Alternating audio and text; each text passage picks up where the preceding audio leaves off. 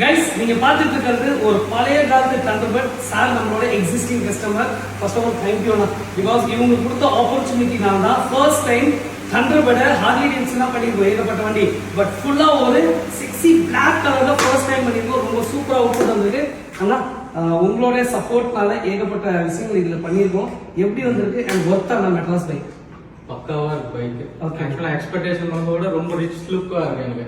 Okay, ரொம்ப சாட்டிஸ்ஃபைடா இருக்கு எனக்கு. ஆனா ஏகப்பட்ட குழப்படிகள் இருந்தது. பிகாஸ் ஆல்ரெடி ஒரு 10-12 வருஷம் ஆன வண்டி, அடுத்த ஒரு 5 வருஷமா ஓடணும்னு நினைச்சிட்டு வந்திருந்தாங்க.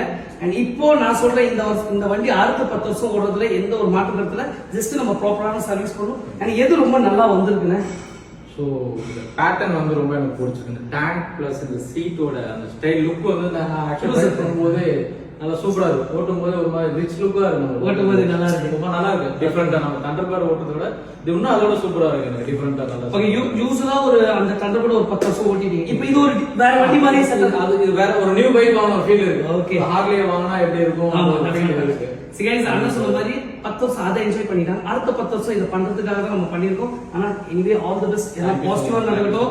ஸோ ரொம்ப ஹார்ட் ஒர்க் பண்ணிட்டு பிரதர் வந்துட்டு ஒரு இன்ஜினியரா ரொம்ப இடத்துக்கு போகணும். ஸோ இந்த வண்டி போனதுல அவங்களுக்கு சில விஷயம் பாசிட்டிவா இருக்கும். ஸோ மறுபடியும் ரெடி பண்ணிருக்கோம். உங்களுக்கும் இந்த மாதிரி ஓல்டு ராயல் என்ஃபீல்டை ரெடி பண்ணலாம். Just come to Madras bike.